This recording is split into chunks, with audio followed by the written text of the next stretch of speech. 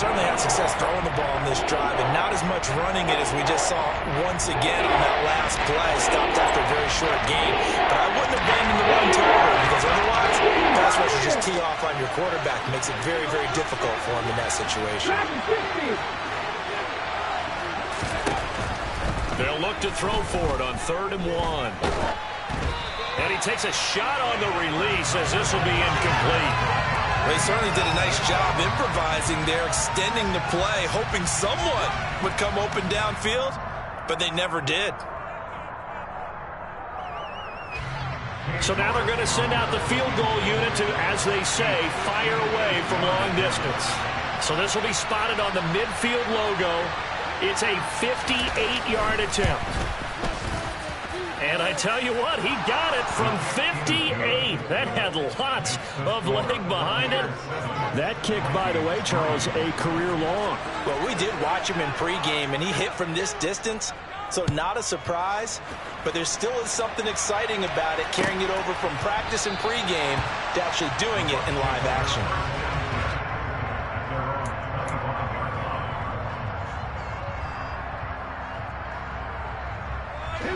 The Tampa offense ready to get their drive started. And they are losers of 2 straight coming into this Thursday night game. Is it more difficult, CD, when you take a losing streak into a quick turnaround game like this? It certainly is, because you don't get time to work on the issues that you've had throughout the season that have caused you to have the record that you're having. You can't really get those set. So now you're trying to minimize those and maximize what you've been doing well. And I remember a game recently where one of the assistant coaches said to the head coach, forget our running back rotation. This guy has a hot hand, and they rode him to a victory. Those are things you have to look out for in games like this. Meanwhile, Willis' throw complete to Dotson. And they get him down, but not before he takes it across the 40-yard line.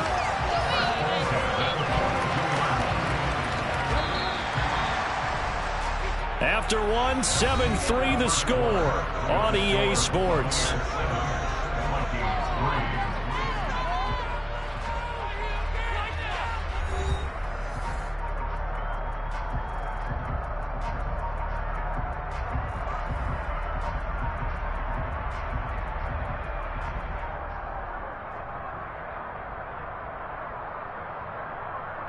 Come on.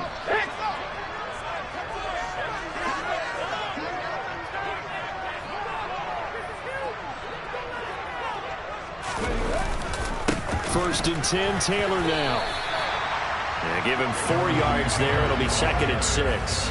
And that was a quality play to start a new set of downs. That was simply an offensive line winning the battle up front and winning it in a big way and giving their guy in the backfield a nice lane to hit. Following the pickup of 4, here's 2nd and 6. They run once more with Taylor. And a gain of 4 gets him right to the midfield stripe. Back-to-back 4-yard runs. Now, look, if they just do that all the way downfield, ball ends up in the end zone, but that's a little difficult to do. Yeah, I think now 3rd and 2, that defense ready to stiffen up and stop that run. Here's Willis now off the play fake. Rolling to his left. And that will be incomplete. That was an interesting look there, because as soon as he got outside the pocket, I thought he was going to take off and run for yardage. But what often happens now with these quarterbacks who can move, defenses want to try and keep bodies in front of them, and I think that discouraged him from taking off and made him try a pass downfield that fell incomplete. Here are the Vikings now to start their next drive. As mentioned, this one of the hottest teams in the NFL, riding that winning streak into this one, but now playing here on Thursday night. Do you think that this helps or hurts their momentum? Well, ordinarily, I'd say it hurts the momentum, because now you get that short week. But when a team's playing as well as they are, it actually allows them to down focus and only worry about themselves and less about their opponent. So when you're playing well, you just worry about the things you're doing well and let the opponent deal with that. Trap 50, trap 50. 18 runners, 18 runners. Buffalo 18. 2nd and 9 now. Over the middle, hauled in by Shark. And he's upended after a gain of 4 up to the 25-yard line.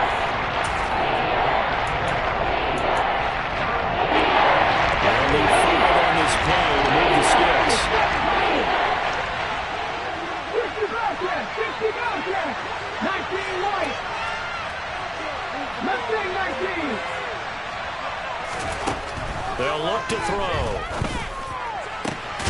Oh, he's got his tight end pitch complete. And they nearly get this all the way to midfield. Mark him down at the 49. That's a third down conversion of 24 yards there. Nice play. This offense finding its legs now. Here's another 1st and 10. They'll bring one of the tight ends in motion left. Let's go, let's go, let's go. Now a 1st down carry by Jones. And he can only manage to get a couple. 2nd and 8 coming up. You've got to be impressed by the defensive front on reps like those. They were not being moved off the line, kept their shoulders square, and gave their teammates time to fight to the ball and limit that gain.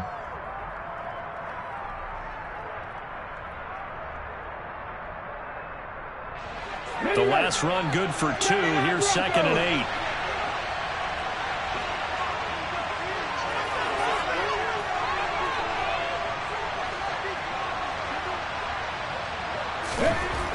Now back to throw. Pass caught. It's Romeo Doubs. And this is going to lead to another 1st down as the tackle's made at the Bucs' 34-yard line. A solid gain of 15 yards and the sticks move. From the 34 now, here's 1st and 10.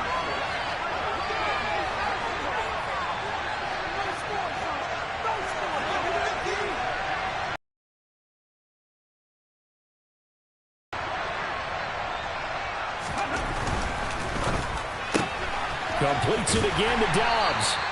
And they'll work this down inside the 30. 2 minutes to play in this first half. 7-3 our score.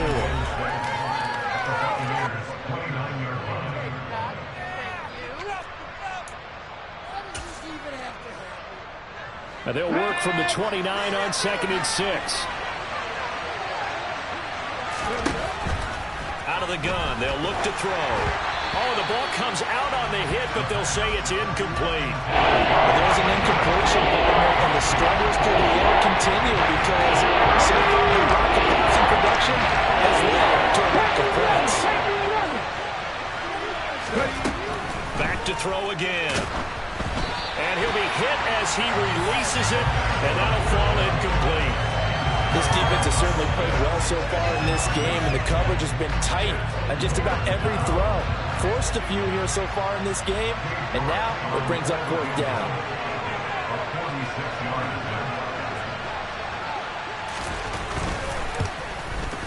York able to send this one through. So he's been automatic to this point of the season, and he connects on the field goal there. And what a luxury it is to have a kicker you can depend upon, partner, because he hasn't missed all year long. Converts on that one as well, and kudos to you. You didn't jinx him. And this will be a touchback as that sails over the end line.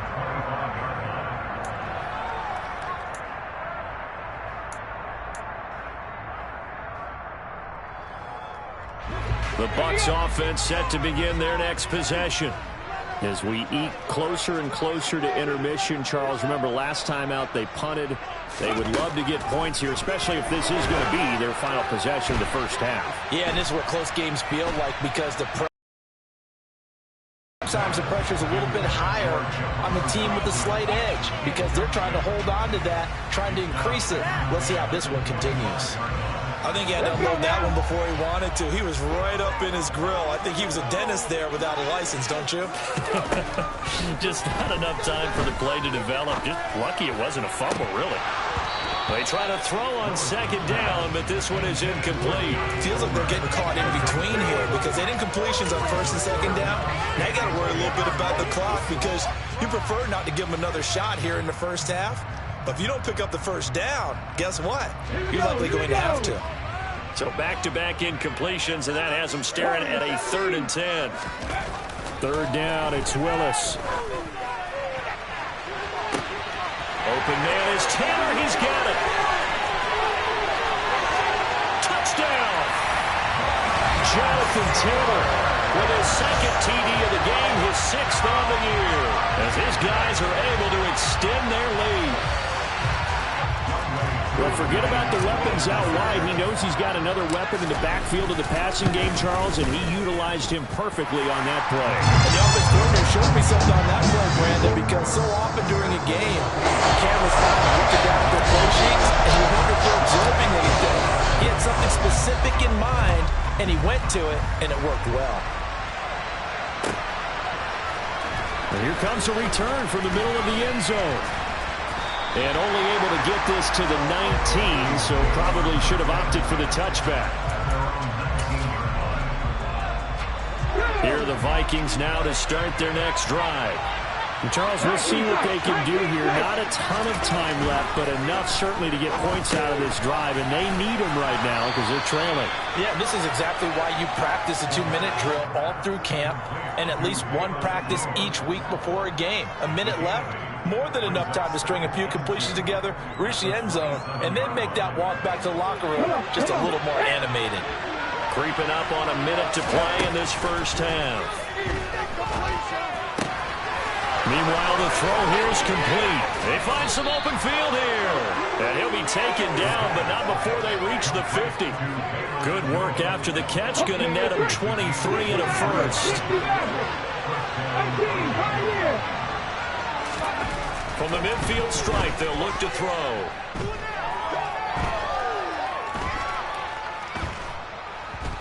Flushed out right. And he's left with no option here but to throw it away.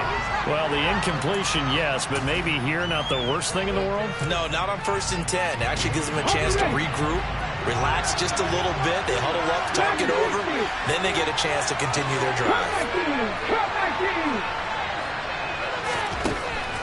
Again, he'll drop to throw.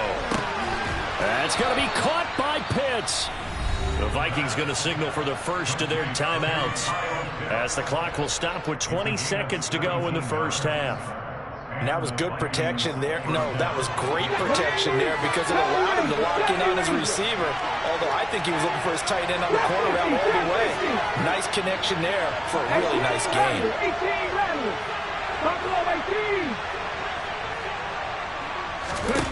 They'll stick with the passing game as he looks to throw. A slant to Jones. And they're going to be set up now with the ball at the 13-yard line. Now another timeout called for by the offense. So that means they're down to 1 remaining here as we head toward halftime. From the 13 now, they work on 1st and 10.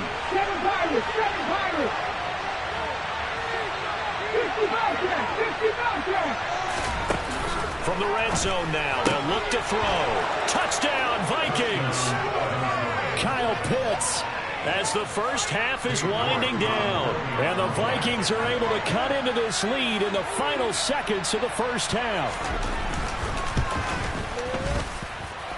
A little surprising they wouldn't go for 2, but this is up and good. And the lead is cut to 1 at 14-13.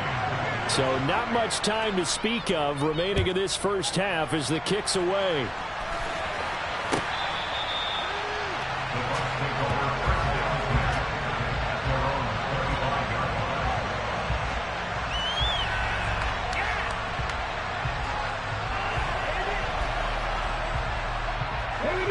The Tampa offense ready to get their drive started. And with a 1-point lead, you'd have to think they'll be looking just to get this to halftime.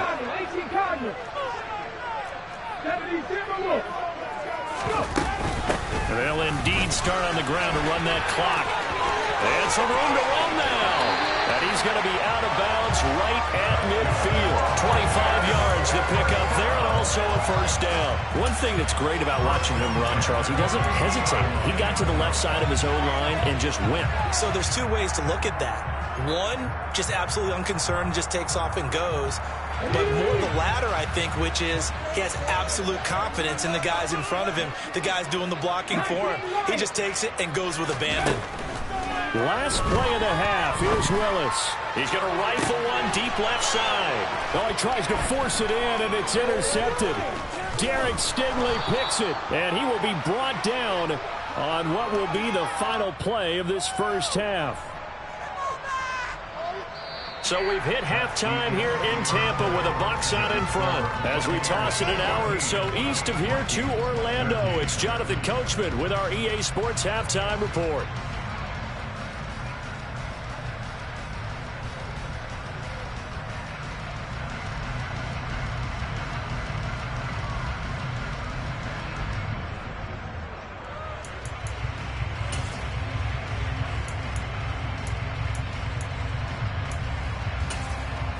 Welcome back. Halftime over. We are ready for quarter number 3. Alongside Charles Davis, I'm Brandon Gordon.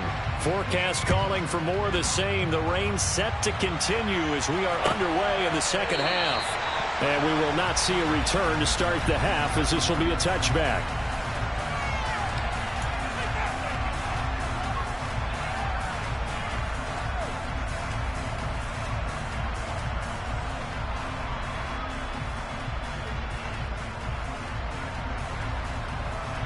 The Bucs offense set to begin their next possession.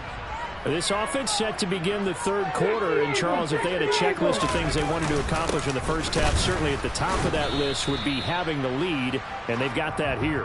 That's always the most important box to check, isn't it? But also, they've had some success in their passing game, so probably an empty box establishing the run.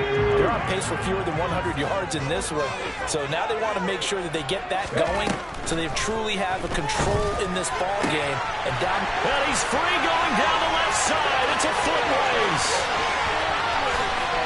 Touchdown, Tampa Bay.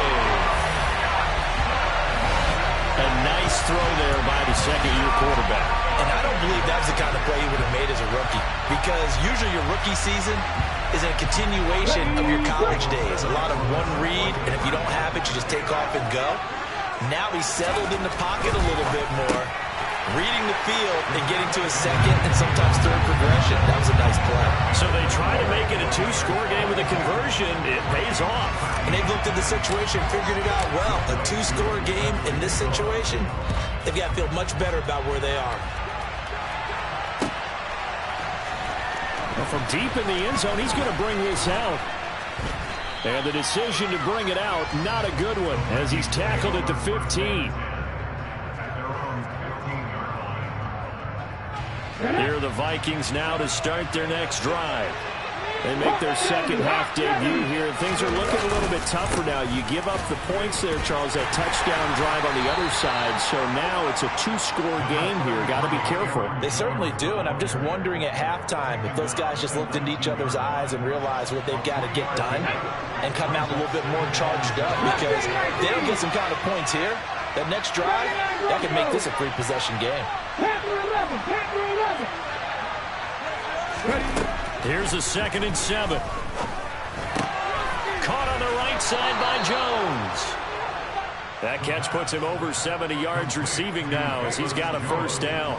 They like going to him in the slot. He catches another one. I think this comes under the heading of, until they stop him, why not go back to it? He has something going really well. Great working relationship with the guy throwing the ball, and they keep making the connection. And he takes us beyond the 35 before going out of bounds. Nothing open downfield. He keeps it himself for 11 and a first down. As we both know, there's a lot that went into why they made him their first-round pick this year. And part of it was what they saw in college, his playmaking ability when things break down. As soon as he saw he wasn't getting a lane to throw, he pivoted and found an alternate way to the marker. And he'll grab a gain of 5 out of this up to the 41-yard line. Well, they still have time to get him established, but in my estimation, they've got to pick up the urgency here. They've got to get quickly in and out of the huddle and run off a bunch more plays. 2nd and 5. That's caught left side to tight end Pitts. And just 3 yards on the catch there. He couldn't get away. And now that sets up 3rd and 2. Well, it's time to give more credit there to the defense. They played that very well because it was a drag route. He ran a little shallower than normal as he worked straight across the field. He was hoping he'd get lost behind the defensive line. But once he made the catch, nowhere to turn upfield and gain any yardage. Got his man. It's Arcega-Whiteside. And he will have a Vikings first down by a couple of yards as they're able to get 4 there on 3rd and 2. Here we go, here we go. Back 60. Come 19, come 19. Now on first down, he'll drop to throw it. To the sideline, and that is a heck of a catch as he was able to get both feet in. So the completion results there in 9 yards. And they'll have a 2nd and 1 forthcoming.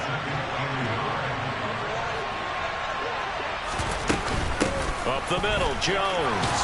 And he'll get it down on the play to the 37. 6 yards the pickup, and that's a first down. Running lanes were at a premium in the first half, but he's able to find some room there, and he's hoping that that's a precursor of a big second half. Line of scrimmage, the 37 on 1st and 10. Looking to throw. Got this complete to the tight end Pitts. And he's brought down here just outside of the 20. And after that completion, you can understand why so many teams in the league are emphasizing speed on defense at every position. The tight ends have created so many tough matchups now. If you can't run with a tight end as a linebacker, this is going to be the result every time. An inside give to Jones. 9 yards is the pickup there, and they'll have a 2nd and 1. Hey, when you get good yardage like that on first down, it really does a whole lot of good for your entire offense. But I love the way he's finishing those runs. At the end of things, he's making sure he gets just a little bit extra. Second down, another shot for Jones. And he's able to work it here to the 8-yard line. 4 yards on the play, and that leads to the 1st and goal. Now that's the way to do it. Hand it to someone with vision and good footwork, and add a little bit of power, and you find a way to pick up first downs. Now Jones. And he is met at the line of scrimmage, and he goes down right there. They'll say no gain on the play, and it'll be 2nd and goal.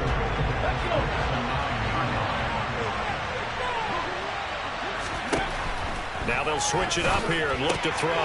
Looking for Jones, and it's intercepted. Picked off by Trayvon Merritt. And the Bucs are going to take over at their own 13-yard line.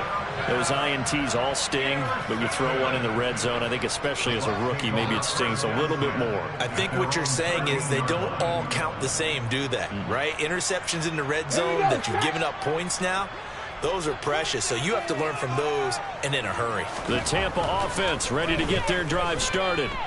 This drive here beginning probably with a pair of motivated groups. Remember, the offense scored a touchdown.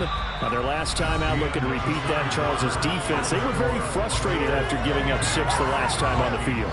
And frankly, it's just a battle of wills in a lot of ways because you know they're both motivated. They both game plan for this drive, and they both have specific outcomes in mind. To me, it just comes down to who can execute better and which side can step up and assert its will over the other. On second down, it's Taylor. And he finds enough of an opening to get this one back up to his 20.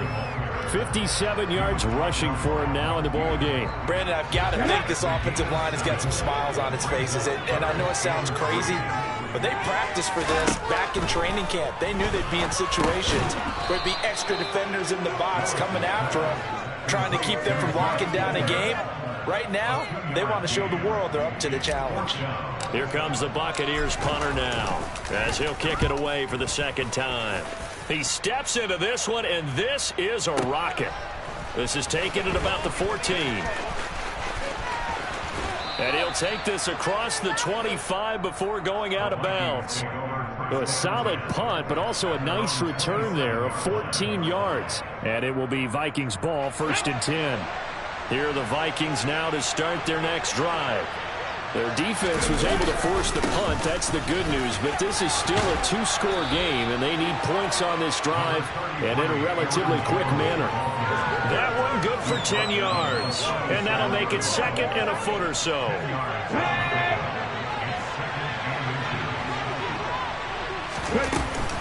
Again, it's Jones.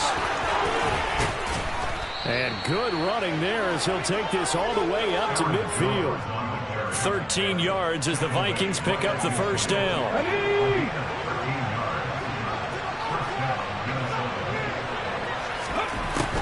From the shotgun, he'll look to throw. This one swung out here to Jones. And they're going to get this to about the 44-yard line. One thing I think that's safe to say defensively, the tackling's been really good. And because of that, it's been very, very hard for them to move the ball because you're not getting the benefits of run after catch. They're tackling almost on the spot. That means you have to run extra plays, harder to move it. And this is going to lead to another first down as the tackle's made at the Bucs' 27-yard line. 17 yards on the pickup there. The drive will continue. Here we go. 70 Rangers. Track 60. On first down, he'll drop to throw. And it's knocked away and incomplete. He didn't just deny a big throw there. He broke that one up in the red zone. An excellent play. One that may help save points on the board when this drive is over. 2nd and 10 now from the 27. 18 Randall. Buffalo 18. 7 Pirates. They'll look to throw again. And he will slide to a stop. He does have the first down. It's a gain of 11 as the Vikings pick up the first. So the ball down to the 16 here for 1st and 10. From the red zone now, they'll look to throw. On the slant, he'll get it to Jones. And the Vikings are going to have a 1st and goal coming up as the tackle made at the 3-yard line.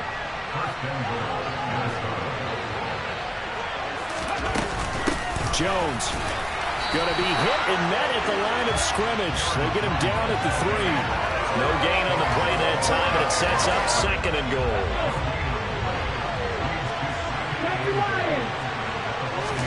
2nd and 3. And he's got his favorite target yet again. It's complete. Down under 2 minutes to go in this football game. A lot of tired bodies on that field, but this is a big play. 3rd and goal. It's a quarterback sneak, and he'll get in. He's over for the touchdown. The sneak successful from a yard out, and the Vikings have made it a one-score game again here in the 4th. Oh, how about this? No good. Just his 2nd miss of the year, and our score will stay right where it is. Set now to kick this one away, and off it goes. And they will not get a chance to return this one as it's through the end zone for a touchback.